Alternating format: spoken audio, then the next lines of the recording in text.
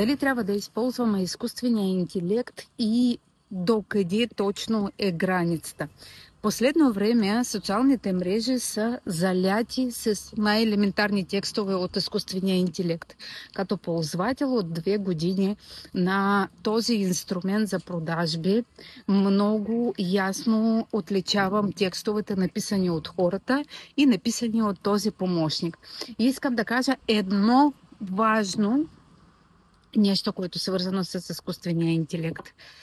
Той, като и вашата професия, като и маникюр, като и боядисване, като и козметик, не можете да работите с този инструмент само и единствено, когато гледате видеото в YouTube. Това нещо изисква професионална работа. И ако искате да работите професионално и това нещо да ви води наистина клиенти, може би не е лошо да се насочите към някой курс, а не да правите прости текстове, които абсолютно не отразяват вас като личност.